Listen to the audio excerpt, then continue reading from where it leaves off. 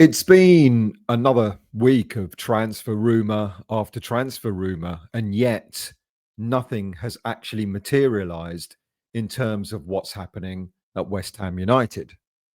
So, this is a roundup of, I guess, some of the more interesting transfer stories related to West Ham in the past week. First, let's focus on the players who are looking like they are leaving West Ham United.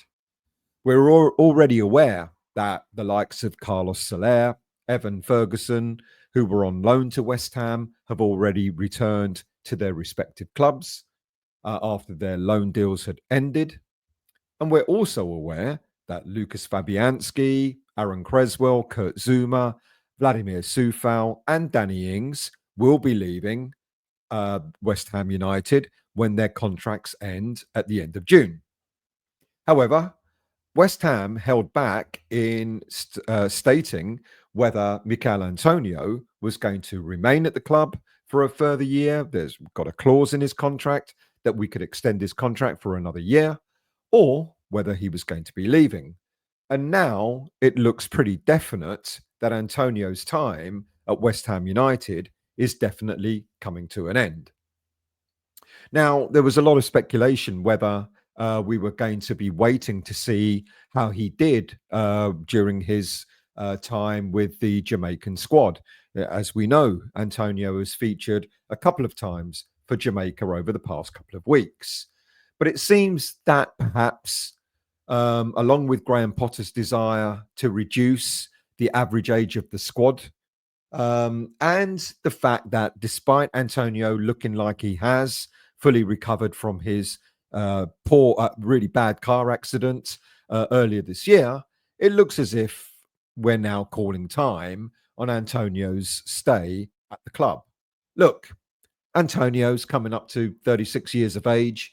Has come back really well, and he's surprised everybody that he's returned after his car accident. But if we kept Antonio, would it be more out of sentiment rather than for any practical reasons? And alas, West Ham United simply can't do that. He's been a great player for the club. He's our top goal scorer in the Premier League, but it really is time to say farewell. So it looks like now that's exactly what's going to happen.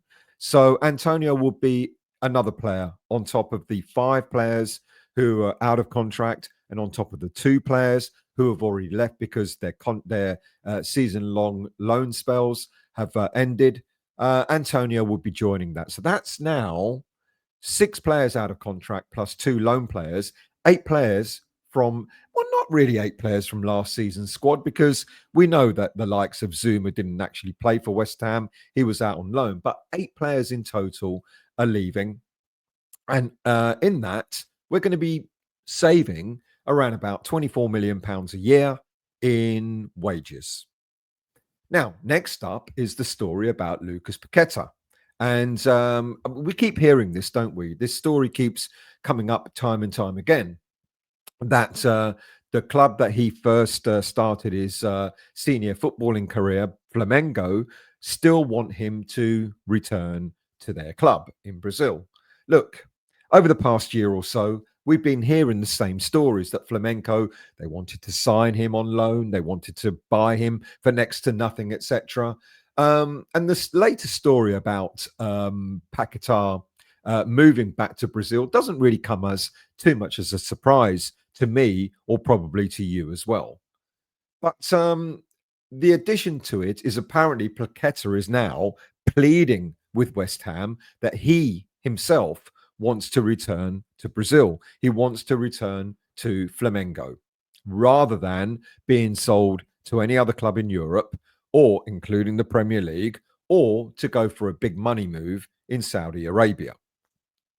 If that's the case, then I think what we should do is, if we do sell him to Flamengo, and there's talk about him only returning there for around £30 million, I think what we should do is put a huge sell-on fee just in case Flamengo decide to sell him on yet again. However, the elephant in the room has not gone away. And that, of course, is that the FA hearing is still ongoing. Well, it's concluded, but the outcome has still yet to be given to anybody. Now, if Paqueta is found guilty, he's of no value to West Ham United or any other club on the planet. If he's found to be innocent, West Ham would not really want to lose the Brazilian international for such a low fee of £30 million. So hence, I would suggest that if Flamengo are keen on buying him, first of all, do they even have the 30 million to be able to buy him in the first place? But I would slap on a hefty sell-on fee should they decide to cash in on him in the future. Now, we all know that several clubs have apparently had exploratory talks about the potential of signing Mohammed Kudus. Arsenal and Spurs have joined Chelsea in their pursuit of the player. Well, we kind of knew this already, but it seems that they've taken it one step further by having these exploratory talks. Apparently, despite Kudus's desire to play at top level, the chances of him moving to Saudi Arabia have apparently been suggested that that's still on. Look, I can't see that personally, and if I was a betting man, I would say that Kudus would much prefer to stay in the Premier League, and on top of that, would probably much prefer to stay in London, which makes Chelsea, Arsenal, and Spurs his most viable options. Let's see how that develops probably over the coming weeks or so.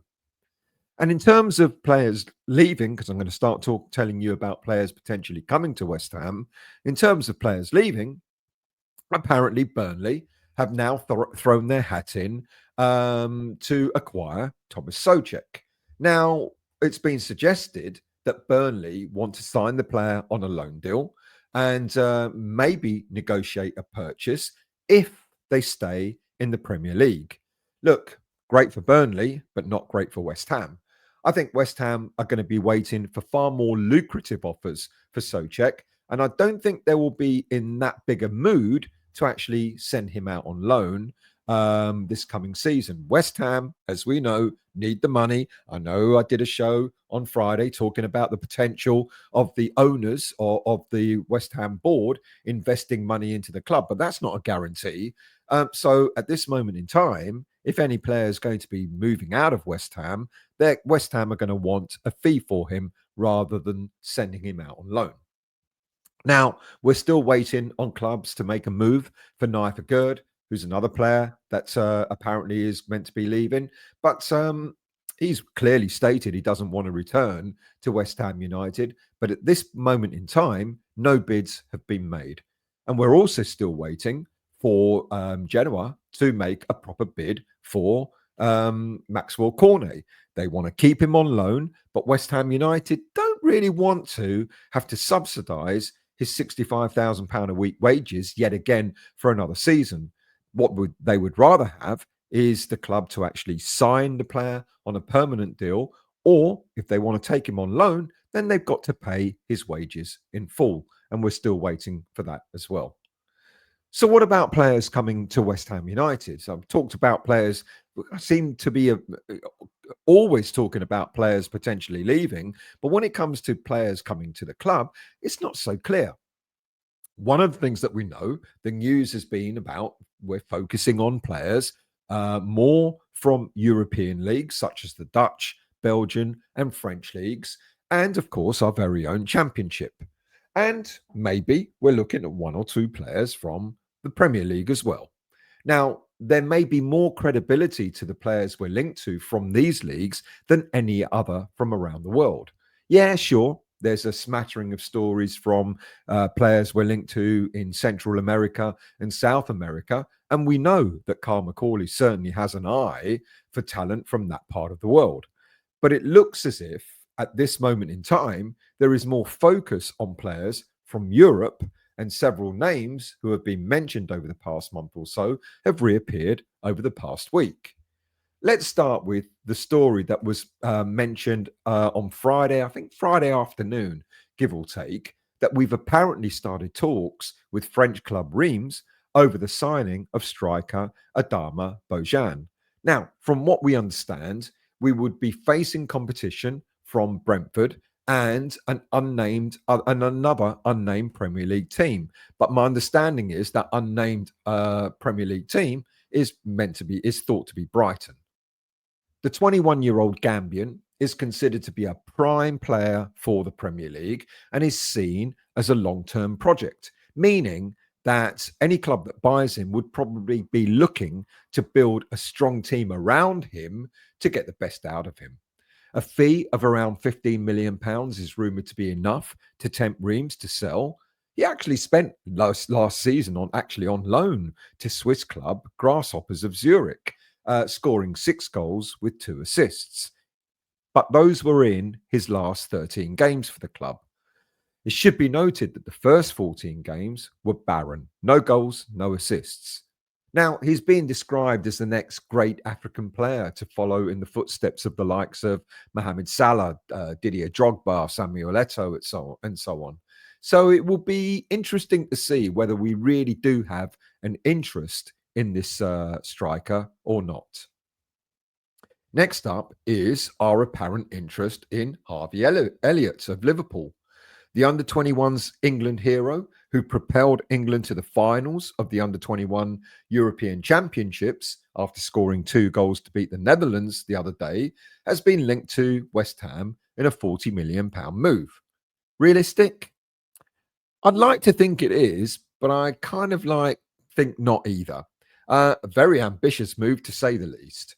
Jurgen Klopp suggested that he should have played Elliott a lot more during his time when he was managing the club. But that seemed to have fallen on deaf ears when Arne Slot took over, as Elliott only made 28 appearances in all competitions last season for the league champions, of which 5 of those was in the starting lineup, and only 2 of those 5 were a starting lineup in the Premier League. He's without doubt a very talented player who can operate either in an attacking midfield role or a slightly deeper central midfield role, or even out on the flank, primarily on the right side. He would certainly fit what Graham Potter wants to build at West Ham, someone that adds an awful lot of energy, dynamism, and urgency in midfield that we were sorely lacking in the team last season. Now, even with his 28 cameo appearances last season, Elliott still managed to score 5 goals with 3 assists. Now, imagine what kind of return he could deliver if he was playing more regularly and starting more regularly. I'd really like to think that Elliott is the sort of player that we would target, but 40 million might be a little bit too much for West Ham United. So it's going to be interesting to see whether we pursue that particular target or not.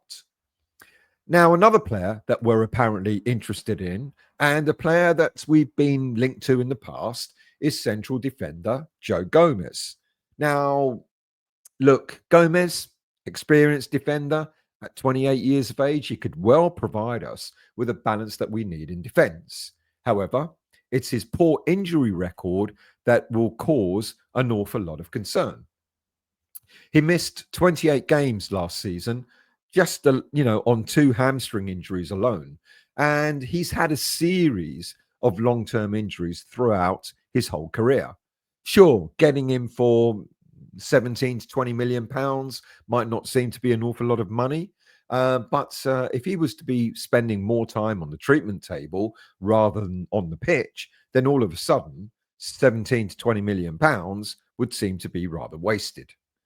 It has been suggested that West Ham are interested in signing midfielder Yunus Musah. But with continued interest in Club Brugge midfielder Raphael Onyedika, it has been suggested that interest in Musah is not as prominent as has been suggested in social media columns. So it seems that this particular story is more paper talk than reality. Another player on our cards, and another player that was mentioned in the past, was Anderlecht attacking midfielder Mario Stroeykens. I first talked about Stroeykens, I think, back in early May, but then the links seemed to sort of die down. until this week. He's the 20-year-old Anderlecht midfielder who's gaining quite an awful lot of reputation as a decent player across Europe. The player rose through the youth ranks and made his senior debut for Anderlecht when he was just 16 in 2021.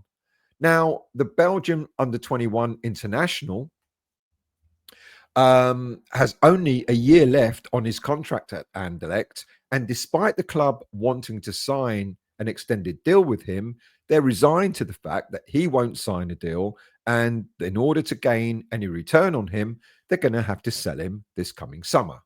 Now, Leeds United are said to be interested, but latest reports suggest that it's West Ham who are now leading a march to get him signed. Now, however, according to Anderlecht, we apparently made an initial bid of £8.5 million. I don't know if that's true or not, but Anderlecht are going to want at least another £7 or £8 million on top of that to even consider selling the player. The young player has had his fair share of injuries as well, where he missed around 20 games in the 24-25 season due to various injuries such as a ligament tear, as well as ankle and muscle injuries. However, overall, he's made 132 appearances for Anderlecht, scoring 15 goals with 15 assists, with 5 of those goals and 7 of those assists being in the season that's just ended. Look, there's no denying he's a talent. In addition to his natural development as an attacking midfielder, his willingness to engage in defensive action has steadily improved, especially in areas such as ball recoveries and successful tackles made, which demonstrates his willingness to actually be a more all-rounded team player. Now, this does ask the question whether Stroeykens may be deemed more than just an attacking number 10. His decision-making with the ball at his feet continues to improve. He's also getting better with retaining the ball, especially in the opponent's half, and his willingness to be more of a team player rather than an individual with lots of talents is prominent, where he makes decisive decisions to pass the ball more than carrying it himself, highlighting him as being a very different player to the likes of Mohammed Kudus, where a lot of fans keep complaining about Kudus is that he wants to retain the ball and his final decision making is not as good as it should be. So if Stroeykens has that ability in him, then perhaps he can develop to be a very keen player for West Ham. Now, what West Ham really need this season or this coming season is a more dynamic midfield, a midfield that is playing as a unit, and Stroeykens can certainly fit into that mold. Next up is another player that was mentioned way back in May, and that's Brøndby striker Matthias Kvist. I can't pronounce it. Kistgarden. There you go. The 23-year-old striker made his senior debut for Denmark earlier this month, and he's certainly not a name that many fans would recognize automatically. But he's been steadily building his reputation at Brøndby after breaking into the senior team from youth level back in 2021. Now, he was quite prolific as a goal scorer for the youth and reserve levels, and he's continued that into his senior career. He's made 126 appearances for the senior team, Brøndby, and he scored 47 goals with 19 assists. Sure, many people are going to say that that league is less is less superior to the Premier League, but if you can prove to be prolific in your own league, then the chances are enhanced in a more competitive league. At £12 million valuation, Kistgarden could well be a bargain if he continues to provide the sort of return that he's been providing for Brøndby. Now, I mentioned last week there was a story that was suggesting that Arsenal might want to offer left-back Alexander Zinchenko as a player plus cash deal in exchange for Mohammed Kudus. Well, now we hear that Arsenal would accept a bid of as low as £10 million for the Ukrainian left-back. Now, with news that Potter and Macaulay are targeting a more youthful looking team, I'm not so sure that, with great respect to him, Zinchenko is going to fit that criteria. So at this moment in time, any links to Zinchenko, I'm taking with a bit of a pinch of salt. Now, we are apparently in direct competition for another striker, Evan Guessand from OGC Nice, and the competition is with Wolverhampton Wanderers. Look, we've obviously done business with the French club before in getting Jean-Claire Todibo from the club last summer, and we're reported to have a very amicable relationship with OGC Nice, which may put us in the driving seat to sign the 23-year-old Ivory Coast international. But Wolves have the advantage, and that advantage is the fact that they've actually got cash to spend after selling Matthias Cunha to Man United for a fee of around £60 million. Whereas we're still trying to work out if we're skint or not. Guessand has had a good season for Nice last season with 13 goals and 10 assists in 42 appearances across all competitions. He's a versatile player who can play in the main striker role, but is also able to operate from either flank. It's been suggested that the Premier League would certainly suit his style of play, and at around £23 million is yet another player who we can get at decent value at the right age. So that'd be interesting to see if we're going to pursue that as well. Now, just a few other stories in brief to update you on.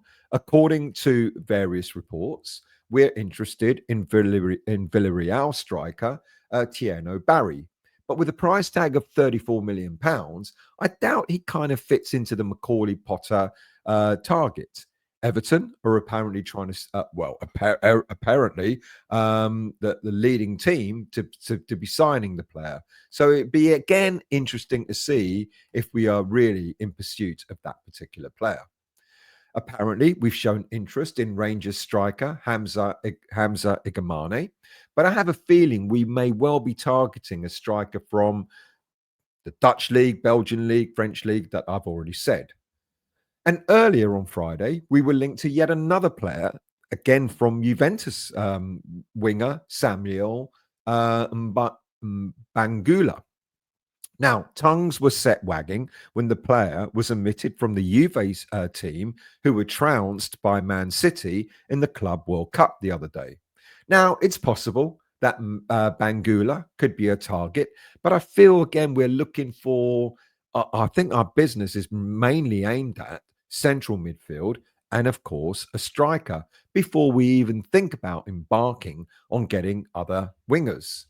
And that applies to another player, another winger that we've been linked to, and that's Juventus's Nicola Gonzalez, who has been identified apparently as a perfect replacement for Mohammed Kudus if Kudus leaves.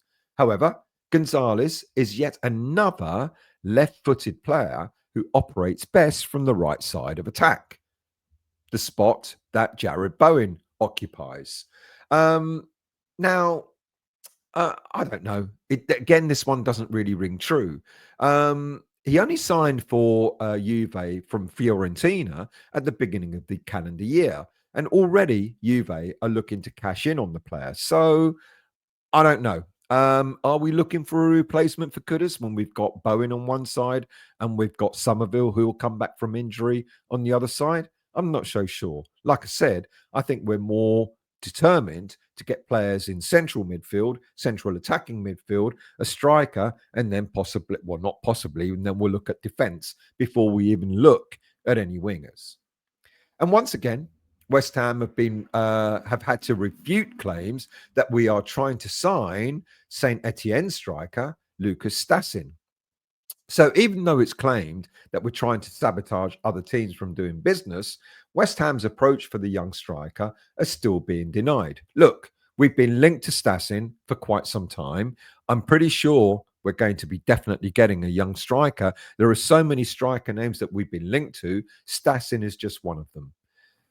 That's the update. Thank you for watching and listening. If you're new to this channel, or if you've watched me before but yet to become a subscriber, please consider subscribing to the channel. It costs nothing to subscribe. All the content is free. But what would really, really help is if you hit the like button after the show has ended. Please leave your comments after the show. Thank you for watching, and I will see you all again very soon.